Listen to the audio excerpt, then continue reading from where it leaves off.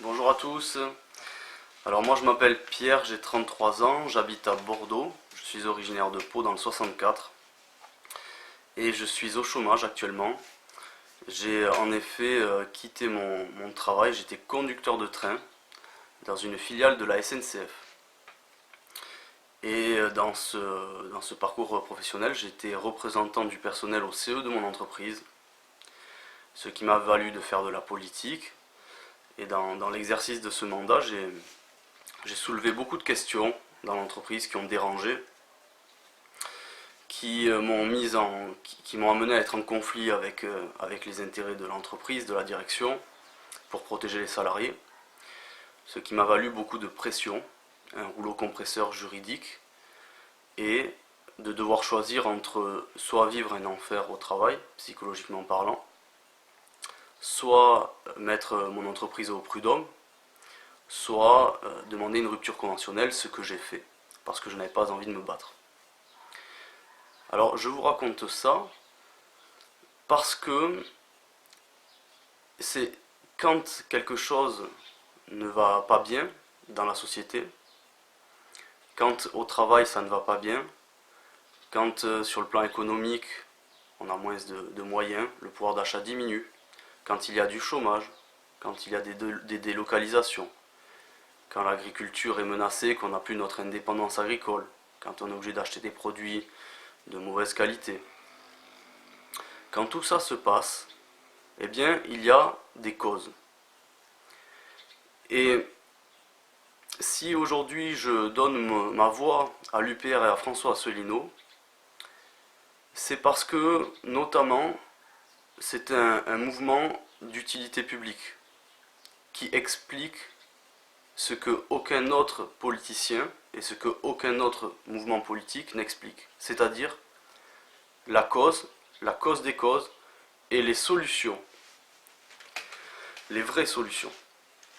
Alors, il y a d'innombrables raisons pour lesquelles je soutiens l'UPR, et je vais m'attacher à une d'entre elles pour ne pas faire trop long. Je voudrais parler de quelque chose qui est très important pour moi, c'est la manipulation médiatique et le mensonge des politiciens. Je suis quelqu'un de pragmatique. Quand il y a des faits et des effets, c'est-à-dire quand au travail ça va mal, qu'on nous en demande plus de responsabilités, plus de difficultés à assumer les tâches, moins de responsabilités de la part des dirigeants. Quand le pays va mal, dans les médias on nous explique, on nous parle de ces effets-là. On nous dit ça va pas bien, le chômage est en hausse. Il y a toujours cette capacité du média à décrire assez sérieusement, pour une partie en tout cas, des faits. Et donc de montrer comment le pays va mal.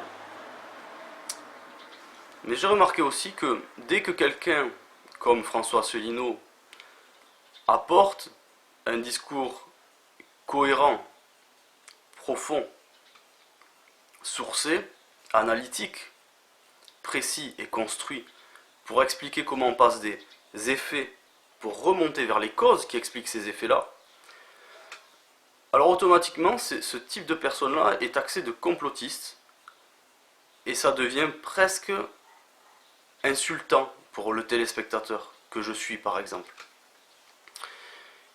Et c'est vrai que c'est un peu dans ce contexte-là que j'ai fini de plus en plus par m'intéresser au cas de François Asselineau. Alors les analyses de François Asselineau, elles sont très importantes pour le peuple. Pourquoi ? Parce que ce qu'elles expliquent, c'est que si aujourd'hui on vit dans la société dans laquelle on vit, ce n'est pas comme par enchantement. Ce n'est pas le fruit du hasard. Ce n'est pas le fruit d'une mauvaise stratégie politique. Je reprends les propos de M. Mélenchon qui dit « On voulait l'Europe de la paix, et puis on a eu l'Europe des banques, l'Europe du profit économique, l'Europe des grands patrons, l'Europe de la lutte des classes. » Et il martèle ça à coups de grands slogans, comme il sait bien le faire. Ce qui est du mensonge, pour moi de l'ordre du mensonge, c'est qu'un monsieur comme Jean-Luc Mélenchon, qui a passé sa vie en politique, devrait être bien plus à même qu'un gamin comme moi, à moitié stupide, pour parler de la cause des causes. Or, il ne parle jamais de la cause des causes. Il dit, de façon un peu globale, comme on l'entend dans les médias, comme dans un grand nuage de fumée magique, il dit les banquiers sont les méchants, les Allemands nous font une politique européenne qui n'est pas bonne pour nous, mais il omet totalement de parler de ce dont parle François Asselineau, c'est-à-dire du juridique, de la Constitution. Jean-Luc Mélenchon ne parle pas des traités européens de façon précise et technique. Je ne l'ai jamais entendu, par exemple, citer le traité 123 du TFUE, qui est la suite de l'article 104 de Maastricht, qui donne le pouvoir à des banques privées pour devenir les créanciers des pays européens. Aujourd'hui, la France est endettée, les Français sont endettés auprès de banques privées. Et ça n'est pas arrivé par hasard. C'est arrivé parce qu'il y a des politiques comme le même Jean-Luc Mélenchon qui ont signé le traité de Maastricht.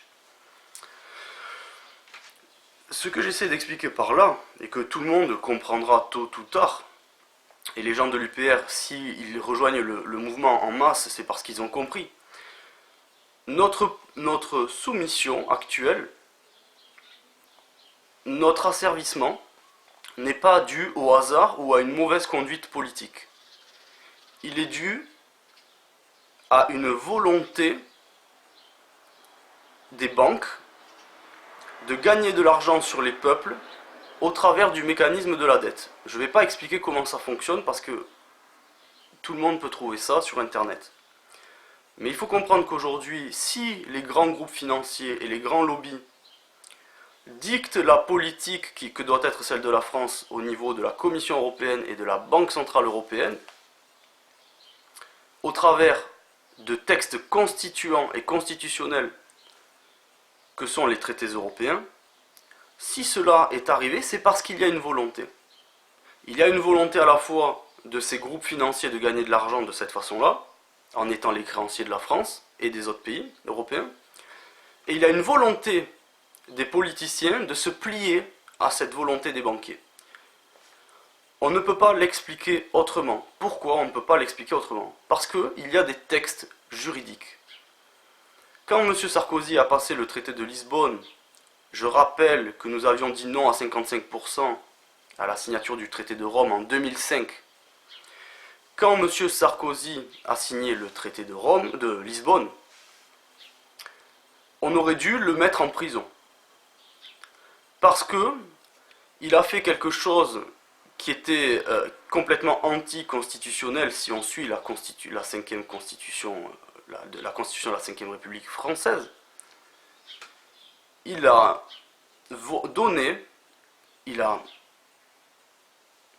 enlevé l'indépendance de la France aux Français. Or, selon l'article 5 de la Constitution que je vous invite à lire, le président de la République est le garant de la Constitution et des traités.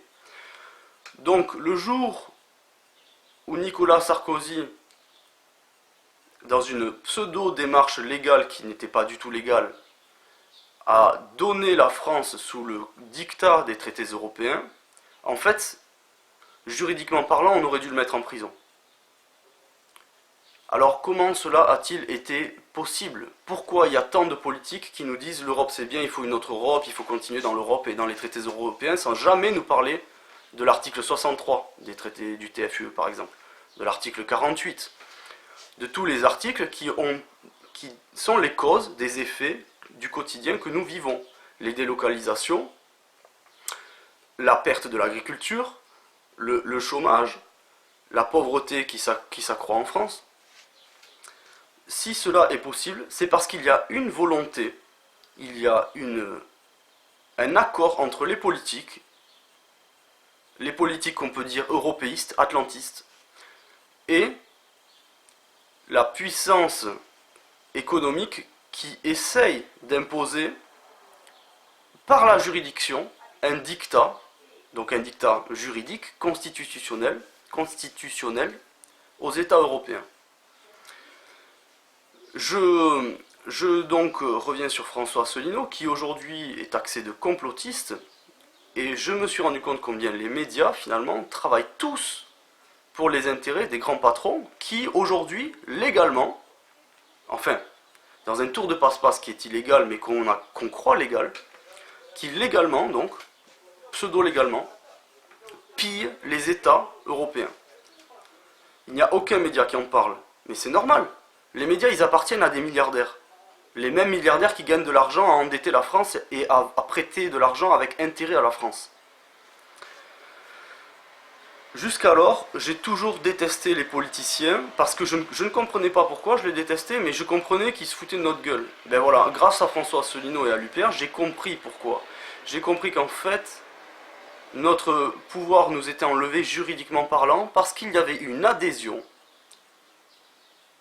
Il y avait une adhésion à cette volonté, on peut appeler ça un complot, mais tant que c'est écrit juridiquement et qu'on voit des personnes qui travaillent dans ce sens-là, ça serait stupide de dire que c'est du complot. Les banques défendent leurs intérêts, et elles essaient de gagner plus d'argent. Si elles mettent les peuples à genoux pour gagner de l'argent, ben c'est parce que c'est leur intérêt. Si nous, le peuple, on n'est pas capable de mettre des limites, et qu'on n'est pas capable de voter ou d'élire des représentants qui soient les protecteurs de notre démocratie, de notre constitution, alors c'est notre problème, c'est pas le problème des banques. Il n'y a pas de complot. Mais quand je vois les médias qui s'acharnent sur Asselineau, en le taxant de complotiste, je me rends compte combien le débat sur l'Union européenne et les traités et la juridiction, l'aspect juridique des choses n'existe jamais, n'est pas là, que ce soit dans la bouche de Madame Le Pen ou de Mélenchon, qui semblerait être une alternative au système, mais ce qu'ils ne sont pas. Et je me rends compte que les politiciens, en fait, et les experts économiques des médias, donc qui sont des gens qui sont payés pour faire de la désinformation et de la propagande, et pour empêcher d'accéder les gens à la cause des causes. Je me rends compte que ces gens-là, en fait, travaillent dans le même sens, ils servent les intérêts de la banque. Voilà. On peut le tourner dans tous les sens, c'est clair, c'est net et c'est limpide, si tant est qu'on s'intéresse un petit peu au traité et qu'on observe un petit peu le jeu médiatique et le jeu des politiciens. Qui d'ailleurs, je le dis au passage, Jean-Luc Mélenchon et Marine Le Pen sont députés européens. Jamais ils n'ont parlé de ces articles, l'article 63 par exemple, ou l'article 123, on ne les entend pas en parler. Ils ne figurent pas dans leur programme une seule citation des articles et l'explication qui correspond aux effets et aux faits que l'on vit dans nos vies aujourd'hui. Donc pour moi, il est clair que la politique est bilatérale. Il y a d'un côté François Asselineau qui défend le peuple et qui propose au peuple de réfléchir par lui-même en donnant la cause des causes et en donnant des solutions concrètes qui permettent de sortir le pays du désastre. Et il y a les autres. Moi je vous invite tous, autant que vous êtes, à simplement faire une petite démarche, d'aller cliquer sur upr.fr, de regarder une conférence d'Asselineau, parce que moi je n'étais pas un expert de la politique, je ne me revendique pas comme tel, mais je me suis intéressé à l'aspect juridictionnel des choses, juridique des choses. Et c'est très simple, quand on commence à regarder un petit peu les lois et les articles, eh bien on comprend très bien que c'est pas du complot, c'est que les politiciens ont travaillé pour donner le pouvoir aux banques, tout simplement. Ça ne s'est pas fait par hasard, on n'est pas arrivé à l'Europe de la banque et de l'Europe antidémocratique par hasard. Je vais pour conclure donner juste une citation de Jean-Claude Juncker, qui est le président de la Commission européenne. Je crois qu'il est luxembourgeois, et cet homme a dit, vous pouvez vérifier sur Google, cet homme a dit « Il n'y a pas de choix démocratique contre les traités européens ». Voilà. Donc, est-ce qu'il y a un complot? Si même le président de la Commission européenne, qui n'a pas été élu par le peuple, avoue, fait cet aveu-là, c'est qu'on est totalement en transparence, hein. Il n'y a pas de complot. Mais il y a des causes, il y a des effets, et il y a une stratégie. Et comment on en est arrivé à ces effets que l'on vit aujourd'hui? Voilà ce qui est intéressant. Pour moi, ça sera donc Frexit. 2017 doit être l'année du Frexit. Je vote Asselineau, parce que Asselineau posera l'article 50 et nous libérera des traités européens pour nous rendre notre démocratie, c'est-à-dire notre constitution, décidée, ratifiée par 80% du peuple, Et je vous remercie pour votre attention, je vous fais un gros bisou, à bientôt.